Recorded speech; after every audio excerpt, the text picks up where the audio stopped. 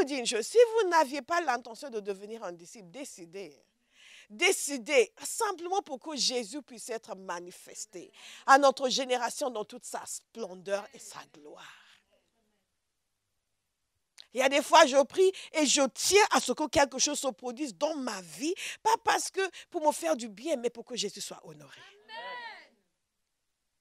Et il n'est pas question que ma vie soit comme ça. Ça doit partir. Ça doit se manifester. Parce qu'il est essentiel que ma vie manifeste les bienfaits du royaume de Dieu.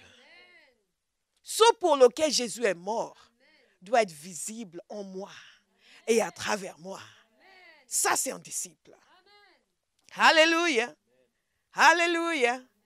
Et donc, qu'est-ce qui se passe? Nous sommes encouragés, nous nous encourageons mutuellement. La parole de Dieu nous dit que le fer aiguise le fer. Le fer aiguise le fer. Et nous sommes une génération qui a ses idées et veut garder ses idées. Je veux vous encourager à poursuivre la grandeur en Christ, à avoir une ambition spirituelle, l'ambition d'être un homme et une femme sur qui Dieu peut compter, l'ambition d'être un homme et une femme puissante dans sa génération, l'ambition d'être un homme et une femme remplie de Dieu, remplie des pensées de Dieu, qui connaît les voies de Dieu, qui aime les voies de Dieu. Ayez un peu d'ambition spirituelle. Quand nous étions jeunes, on avait beaucoup d'ambition professionnelle. On a été formatés pour vouloir réussir. Dans mon milieu, la pire des choses, c'est de ne pas faire des études. On vous regardait comme si vous étiez en attardé mental. En fait, la question ne se posait même pas. Je vous ai déjà parlé de ça. La question ne se posait même pas. Bien sûr qu'on faisait des grandes études. On était formatés. Je veux que quelqu'un décide de se formater pour devenir grand dans les choses de Dieu. Cessez de vouloir juste survivre. Décidez que vous allez prospérer mentalement, spirituellement. Alléluia. Et que tout ce que Dieu veut que vous deveniez, vous allez le devenir. Donc, si ça veut dire que je dois prendre le message, l'appliquer à ma vie, chaque domaine, il y a ça qui doit changer, il y a ça qui doit changer. Écoutez, les gens veulent manifester la puissance sans laisser la puissance agir en eux. Vous voulez que Dieu change vos circonstances, mais vous ne voulez pas que Dieu vous change vous. Un disciple, c'est quelqu'un qui se laisse changer par Dieu. Qui demande. Vous savez, quand vous travaillez en entreprise, vous pouvez soit aimer l'évaluation annuelle et même aller au devant, à prendre les devants en demandant des feedbacks tout le long de l'année à votre supérieur pour vous améliorer.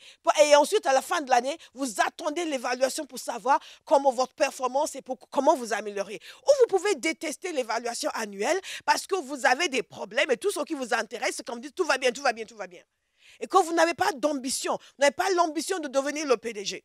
Vous n'avez pas l'ambition d'être grand. Donc, tout ce que vous voulez, c'est juste qu'on vous donne le salaire à la fin du mois et que vous rentrez chez vous. Beaucoup de chrétiens vivent comme cela.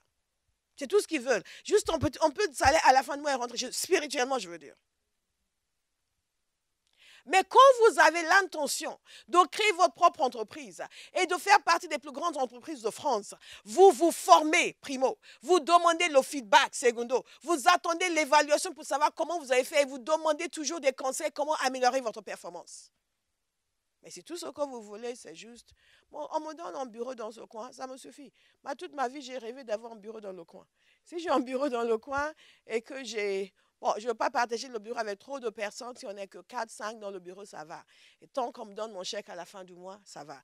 Beaucoup de gens dans le monde fonctionnent comme cela. Ce sont des gens qui ne vont pas aimer l'évaluation annuelle, sauf si ça veut dire qu'ils vont avoir une promotion, qu'ils vont avoir 5 € de plus sur leur salaire. Je ne me moque de personne ici. Si c'est votre mentalité, changez. Vous êtes enfant de Dieu, vous êtes fait pour dominer, pour conquérir, pour exceller. Pas pour attendre 5 € de plus à la fin de l'année. Alléluia.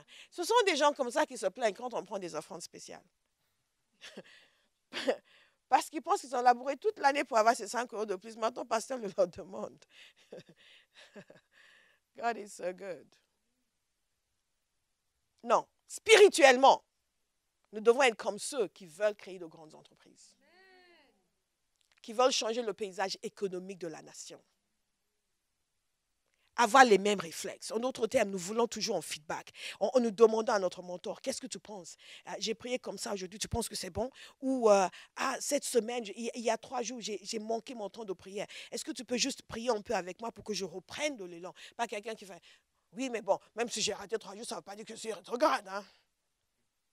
Je n'ai plus d'un certain temps, on est tout le temps en train de condamner les gens, te dire, mais écoute, il y a des gens qui ne prient pas, hein, et ce n'est pas pour autant qu'ils sont morts. Quelle médiocrité! Quelle médiocrité! Quelle médiocrité! Oui, bon, après tout, j'ai quand même eu une maison, même si je n'ai pas prié tout le mois, Dieu m'a quand même donné. Mais c'est comme ça que tu évalues la qualité de ta vie, la maison. Dites à quelqu'un, tu mérites mieux que ça. Les choses matérielles sont le niveau le plus bas de la bénédiction. Écoutez attentivement. La parole de Dieu nous dit qu'il nous a bénis de toute bénédiction spirituelle dans les lieux célestes. Il y a une dimension où vous marchez avec Dieu, quand vous êtes un véritable disciple. Et Dieu façonne votre caractère. Vous-même, vous êtes conscient du changement et vous êtes heureux. Vous êtes heureux. Vous êtes conscient du fait que vous êtes en train de devenir de plus en plus comme Jésus. Et vous êtes heureux.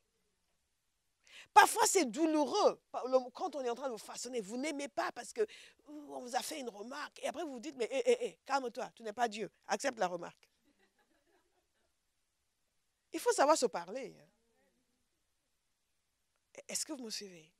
Pourquoi? Parce que la maison de Dieu, l'assemblée, n'abandonnez pas vos assemblées. Il l'a dit dans une autre traduction. Il a dit, ne cessez pas de vous réunir parce que c'est un lieu de transformation de vie. C'est un lieu d'encouragement. Et regardez comment Jésus a fait. Jésus a appelé ses disciples. Et c'est là où j'ai bifurqué dans autre chose. Jésus a appelé ses disciples. Il les a fait tout quitter. Et qu'est-ce qu'il leur a dit? Il a dit, je ferai de vous des pécheurs d'hommes. Est-ce que quelqu'un comprend que le discipulat, ce n'est pas un afterthought? Pourquoi je parle anglais tellement aujourd'hui? Le discipulat, je devrais aller en Angleterre. Le discipulat, ce n'est pas quelque chose qui est venu après. Dès le moment où il les a appelés, il leur a dit, je ferai de vous des pécheurs d'hommes. Dès le moment où il les a appelés. La parole de Dieu nous dit dans le titre qu'il nous a sauvés pour des bonnes œuvres. Ce n'est pas quelque chose que Pasteur Bola sort de son chapeau 5 ans après votre conversion pour vous forcer à travailler dans l'église. Non. Il nous a sauvés pour de bonnes œuvres. Que Christ a préparé d'avance. En fait, avant votre conversion. Avant ta conversion, Jésus avait préparé des choses que tu allais faire pour lui. Et quand tu t'es converti, quand je me suis converti, de ma vie, je n'avais jamais eu de vision. Sauf quand j'étais petite que je pensais voir des trucs au mur. Ça vous est arrivé, vous? J'avais peur d'entrer seule dans une pièce. On m'envoyait chercher quelque chose dans ma chambre. J'ouvrais la porte, je regardais et je courais pour aller chercher et je sortais vite fait. Maintenant, qu'est-ce qui me poursuivait? Je ne sais pas. Donc, je n'avais jamais eu de vision dans ma vie. Dès que je me suis convertie, j'ai commencé à avoir des visions. Je me voyais prêcher l'évangile. Je me voyais devant des fous prêcher l'évangile. Les gens étaient guéris. Ce n'était pas du tout dans ma logique. J'ai dit, wow, c'est quoi ça? Jésus avait préparé cela d'avance. Il avait préparé cela d'avance. Il y a des choses que Dieu a préparées d'avance pour chacun de nous. Quand il a appelé ses disciples, il les a appelés. Il les a dit, suivez-moi. Je ferai de vous des pécheurs d'hommes. Dès le début, c'était clair. Vous allez me servir. Vous allez travailler pour moi. Et à la fin, qu'est-ce qu'il leur a dit? Allez, faites des nations des disciples. Et ils l'ont suivi pendant ces années-là. Ils l'ont vu faire. Et je vais vous donner quelque chose, un acronyme. Cet acronyme, c'est PESSIR. On veut nous faire croire que quand Jésus nous a dit, vous recevez une puissance, le Saint-Esprit survenant sur vous, c'est pour que nous soyons plus doux et plus gentils. Non. Il nous travaille, le Saint-Esprit. Il nous rend doux et gentils. Mais nous recevons la puissance pour que Dieu puisse manifester ses actes extraordinaires à travers nous. Si je suis en feu, quelqu'un doit être contaminé par mon feu. Et au fur et à mesure que les autres sont contaminés par mon feu, nous sommes tous réveillés. Il y aura quelqu'un dans cette salle qui va devenir un porteur de réveil. Parce qu'il va laisser Dieu l'enflammer. Si Satan ne pouvait pas empêcher que Jésus ressuscite, il ne peut pas empêcher que vous arriviez là où Dieu veut que vous arriviez. La sanctification, c'est la liberté. Le péché, c'est l'esclavage. Nous, les charismatiques, on aime beaucoup parler. j'ai fait tel rêve, j'ai eu telle vision. Ne soyez pas impressionnés, ni par les rêves, ni par les visions. Soyez impressionnés par le caractère, par la sanctification, la transformation. C'est la vie de quelqu'un qui témoigne de la profondeur de sa foi. Pas ses paroles.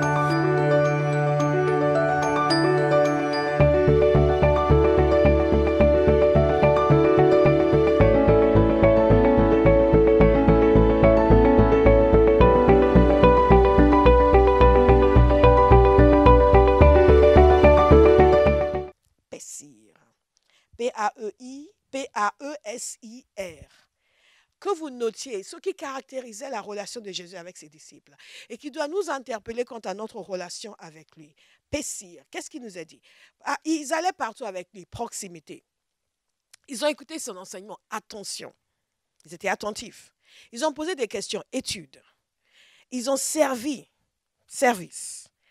Ils l'ont imité, imitation. Ils ont reproduit ses œuvres, reproduire. Notez ces 5 choses. Et commencez à voir votre vie, ces 6 choses. Commencez à voir votre vie dans ce sens-là. Proximité, attention, étude, service, imitation, reproduction. Alléluia. C'est comme ça qu'il a fait ses disciples. Et une des choses qui me frappe dans ce passage, c'est dans cette liste, c'est l'attention. Vous voyez que les disciples de Jésus étaient très attentifs. Très attentifs. Très, très attentifs. Ils étaient tellement attentifs qu'après, ils revenaient lui demander, alors, maître, tu as dit ça, ça, ça, ça et ça. Ils se souvenaient de ce qu'il avait dit. Aujourd'hui, dans l'église, vous enseignez, les gens ne se souviennent pas. Ils ne sont pas attentifs. Parce que les gens pensent que le message, c'est le moment du divertissement. C'est le moment où on est tranquille dans nos sièges, on n'est pas obligé de se tenir debout. Ils ne sont pas en train de faire attention au fait que c'est un message de vie qui est en train d'être donné, qui va transformer leur vie. Vous voyez des gens vivre des choses qu'ils ne devraient pas vivre s'ils avaient écouté ce qui leur avait été enseigné. Avec toutes ces années dans le Seigneur, je vois des gens vivre des difficultés qu'ils ne devraient pas vivre, qu'ils n'auraient pas vécu s'ils avaient écouté et appliqué ce qui leur a été enseigné. Et en même temps, vous les voyez se plaindre devant le Seigneur. Vous dites, Seigneur, pourquoi? Et vous les regardez, pourquoi? Moi, je te dirai pourquoi. Même pas besoin de demander à Dieu. Dis, pasteur, pourquoi? Si tu as le temps, je te dirai. Si j'ai le temps, je n'ai pas toujours le temps. Parfois, juste le temps pour sourire. Vous dites, va prier. Est-ce que vous me suivez? Nous appliquons ce que nous avons entendu. Ils étaient attentifs, ils étudiaient. Et Jésus les reprenait souvent. Et ce qui est intéressant, c'est qu'on n'a pas dit une seule fois qu'il y en a un qui a fait la tête.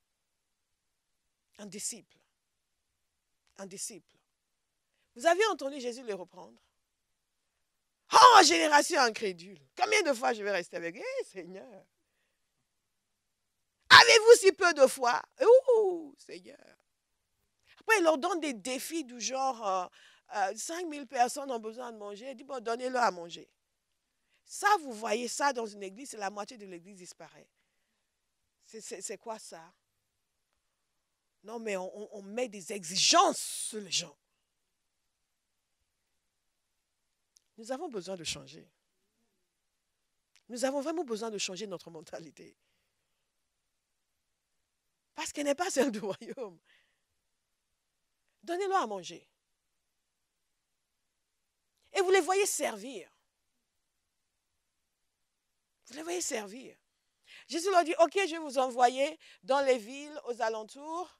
Dans toutes les villes, je vais aller, vous irez d'abord, vous allez prêcher, vous partez à 2, vous allez faire ça. Il n'y a pas un seul qui a dit, je ne vais pas. Vous n'y avez pas pensé? Appelez les chrétiens, je dis, bon, vous allez faire ça. Ah, pasteur. Il n'y a pas un seul. C'est pour ça que l'apôtre Paul a souligné les gens qui ont désobéi, parce qu'ils ne sont pas censés désobéir.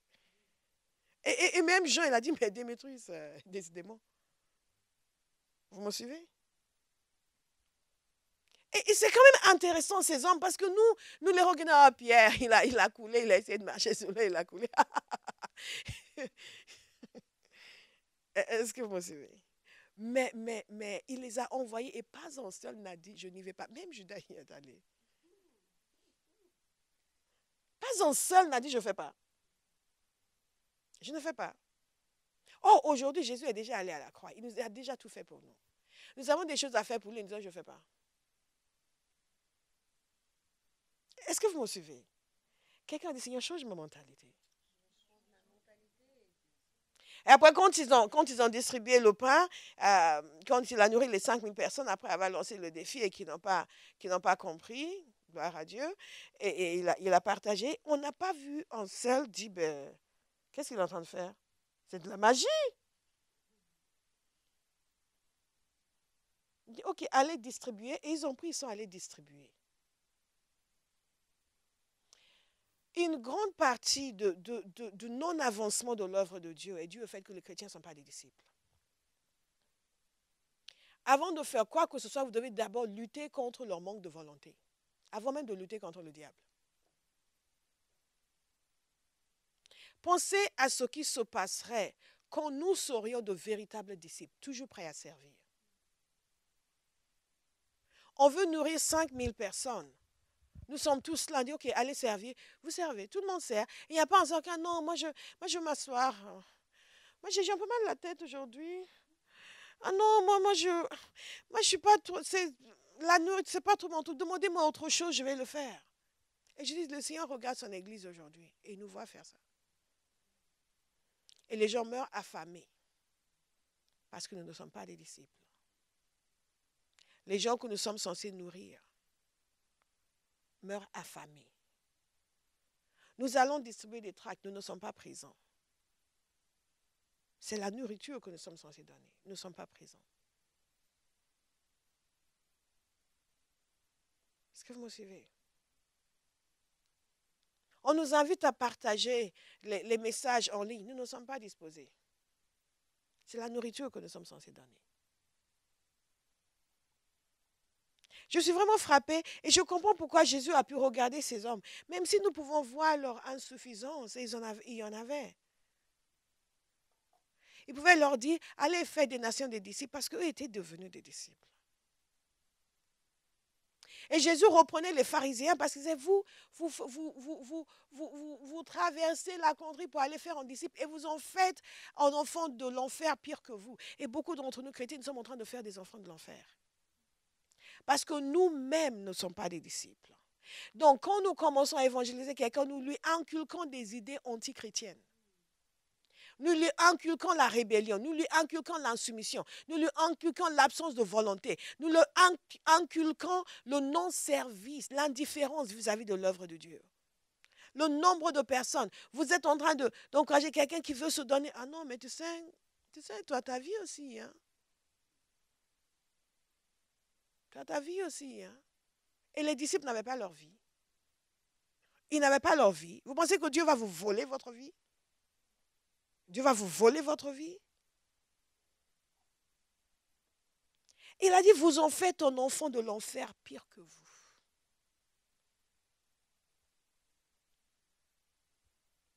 C'est la raison pour laquelle la parole de Dieu dit de faire très attention quand nous enseignons. Parce que ceux qui enseignent seront jugés pire, plus que les autres. Or, il nous a dit d'enseigner, donc nous devons faire attention.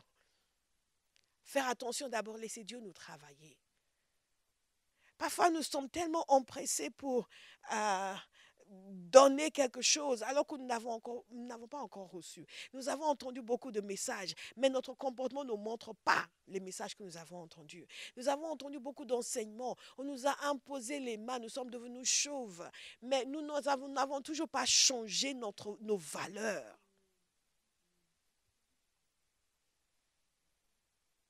J'ai l'impression que ceux qui sont au fond, là, le message arrive 1 minute après. 1 minute après. Donc, l'interaction, notez ceci, avec les autres chrétiens nous permet de grandir.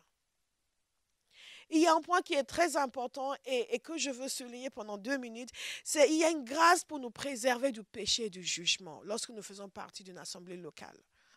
Une assemblée locale, bien sûr, qui est axée sur la parole de Dieu, la puissance de Dieu. La sanctification. Pourquoi je vous dis cela? Je vous lis encore ce passage en Hébreux 10. C'est très important de faire attention à cela. Il nous dit, il nous parle de veiller à nous encourager mutuellement à l'amour et à la pratique du bien. À la pratique du bien. Je veux vous encourager. Si quelqu'un vous partage quelque chose, ne l'encouragez pas dans le sens négatif. Ne l'encouragez pas. Ah oui, mais tu sais, même si tu ne viens pas le samedi, ce n'est pas pour autant que tu n'es pas enfant de Dieu. Vous êtes en train de l'encourager à la pratique du mal. Parce que le jour où il va tomber, vous serez pris pour responsable devant Dieu. Oh, vous ne venez pas le samedi, mais ça fait des années, mais vous allez bien. D'accord, mais vous lui dites, toi, ne va pas. Oh, tout ça. Moi, je n'ai jamais été à la prière, ça ne change rien pour moi, ma vie va très bien. C'est ce que vous croyez. C'est ce que vous croyez. Et donc, vous encouragez quelqu'un, non, tout ça, ce n'est pas nécessaire. Et lui, il va tomber. Et le jour du jugement, son sang sera sur votre tête. Nous ne faisons pas assez attention, nous les chrétiens, à ce à quoi nous encourageons les gens. Ensuite, ne délaissons pas nos réunions comme certains ont pris l'habitude.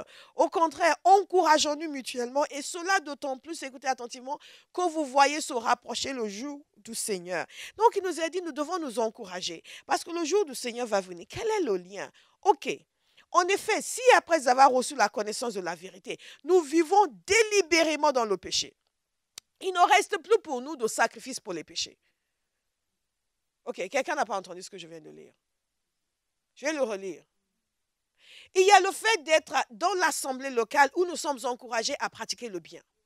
Il y a aussi la possibilité que nous pouvons nous en retirer et non plus avoir cet encouragement à pratiquer le bien. Mais nous dit attention à vous. Pourquoi? Parce que si nous nous en retirons, nous n'avons plus l'encouragement à pratiquer le bien et que nous commençons à pratiquer le mal et commençons à vivre dans le péché. Écoutez ce qui se passe.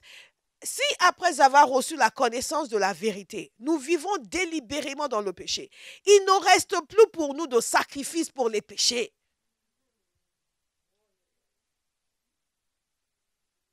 Il ne reste plus pour nous de sacrifice pour le péché.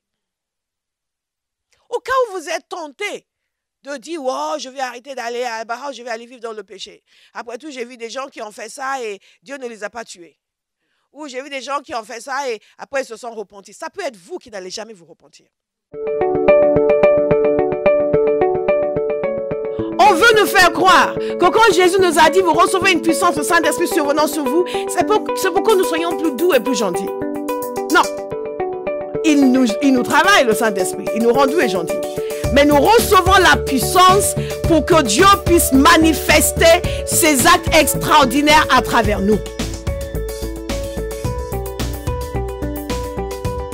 Si je suis en feu, quelqu'un doit être contaminé par mon feu.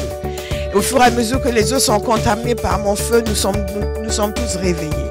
Il y aura quelqu'un dans cette salle qui va devenir un porteur de réveil. Parce qu'il va laisser Dieu l'enflammer. Si Satan ne pouvait pas empêcher que Jésus ressuscite, il ne peut pas empêcher que vous arriviez là où Dieu veut que vous arriviez. La sanctification, c'est la liberté. Le péché, c'est l'esclavage. Nous, les charismatiques, on aime beaucoup parler. On va, j'ai fait tel rêve, j'ai eu telle vision. Ne soyez pas impressionnés. Ni par les rêves, ni par les visions. Soyez impressionnés par le caractère. Par la sanctification. La transformation. C'est la vie de quelqu'un qui témoigne de la profondeur de sa foi. Pas ses paroles.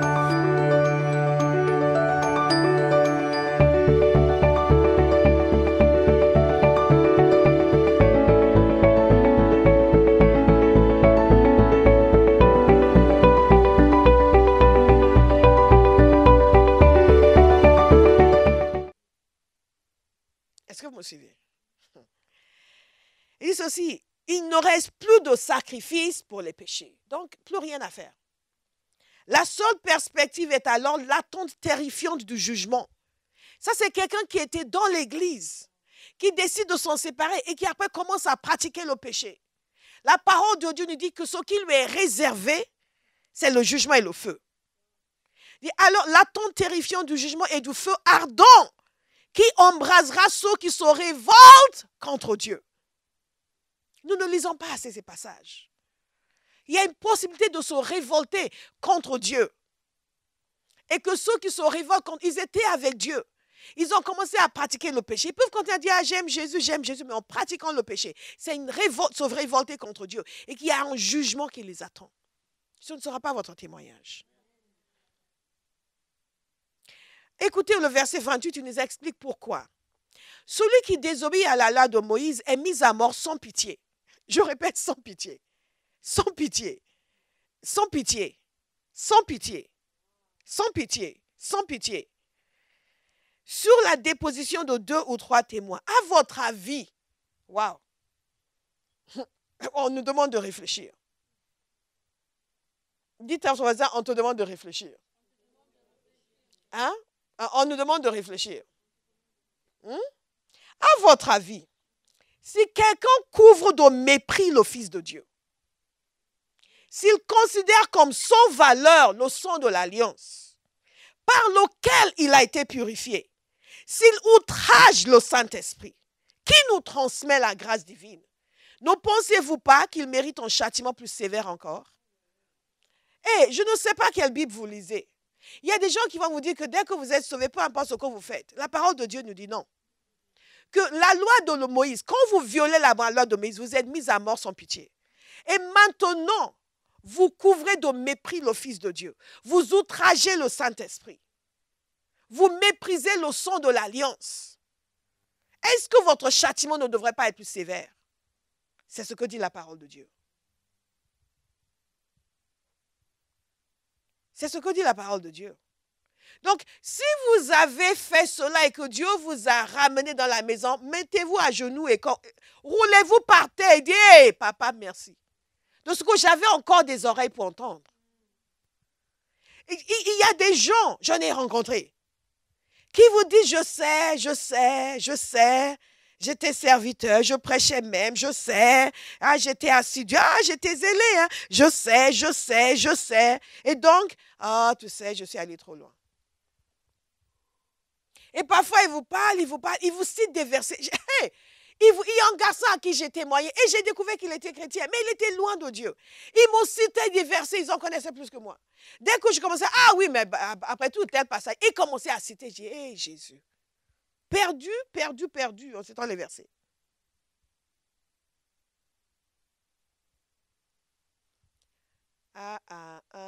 Qui va être un disciple? C'est fondamental. Et de dire, quel que soit l'inconvénient que vous pouvez ressentir en faisant partie d'une assemblée locale, ce n'est rien à côté du désastre qui peut venir sur vous, en vous éloignant de la communion des saints. Est-ce que quelqu'un écoute attentivement? Je ne dis pas que si vous quittez la Bauhaus, vous allez mourir. Non, pas du tout. Je parle de façon générale pour tous les chrétiens et toutes les églises. Il y a une raison pour laquelle Dieu a établi l'assemblée locale. Il y a certaines choses dans nos vies, quand on n'a pas d'autorité sur nous et qu'on est juste avec des frères, on est entre nous, ou on est juste avec quelqu'un sur Facebook et sur YouTube, on ne va pas pouvoir mettre le doigt sur des choses dans nos vies qui doivent changer. Parce que nous ne sommes pas tous dans le mode d'autorégulation. La parole de Dieu est claire sur ce que Dieu a établi. L'apôtre Paul a établi des anciens de l'Église, a établi des gens d'autorité pour conduire. La parole de Dieu nous dit justement d'obéir à nos conducteurs pour ne pas les attrister, qu'ils fassent leur travail avec joie et pas en rouspétant. Alléluia. God is so good. Dieu a tout pourvu pour nous. Cette transformation intérieure, laissez Dieu nous changer, mettre fin à nos mauvaises habitudes, nos mauvais désirs, nos mauvaises pensées, est nécessaire pour vivre une vie d'épanouissement. Parce que ce que vous gardez dans votre vie, c'est ce qui est un appel de pied pour le diable. Oh, ces mauvaises habitudes. Quand vous ne vous réveillez pas tôt le matin, je rebondis sur le témoignage de ma fille, vous ne vous réveillez pas pour prier. Vous pensez que le diable ne le sait pas? Donc, il sait spirituellement où vous êtes. Il sait aussi ce qu'il peut essayer avec vous et ce qui va marcher. Et alors que vous étiez rempli de zèle, vous aimiez les frères et sœurs, vous étiez, oh mon frère, oh ma soeur, tout d'un coup vous commencez à le regarder. Celle-là même, celui-là je ne sais pas. Et vous pensez que c'est juste parce que vous avez le discernement? Non. C'est parce que votre absence d'engagement dans la parole, dans la prière, a laissé une porte ouverte. Et là où l'assiduité dans la prière vous aurait rempli de la présence de Dieu, de la sagesse de Dieu, de la vision de Dieu, de la capacité à discerner avec exactitude, de l'amour de Dieu, vous aurez été une bénédiction pour une soeur, une bénédiction pour un frère. Vous devenez maintenant qui encourage les gens à pratiquer le mal. Qui vous semble naturel d'ailleurs. Quelqu'un dit à votre voisin, ce ne sera jamais ton témoignage. Au nom de Jésus. Amen. La parole de Dieu nous dit, nous connaissons bien celui qui a déclaré, c'est à moi qu'il appartient de faire justice. C'est moi qui rendrai à chacun son dû. Je veux que nous comprenions ceci, parce que nous pensons qu'en étant sous la grâce, il n'y a pas de rétribution. Il rendra à chacun son dû. Nous ne moissonnons pas ce que nous n'avons pas semé. Nous moissonnons ce que nous semons. Et encore, le Seigneur jugera son peuple. Il est terrible de tomber entre les mains de Dieu vivant.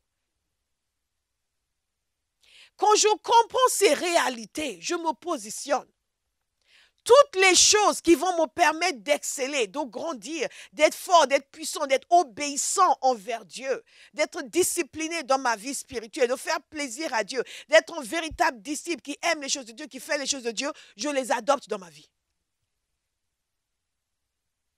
Je les adopte dans ma vie. J'ai une autre attitude vis-à-vis des frères et sœurs quand ils m'encouragent. J'ai une autre attitude vis-à-vis des responsables quand ils me reprennent.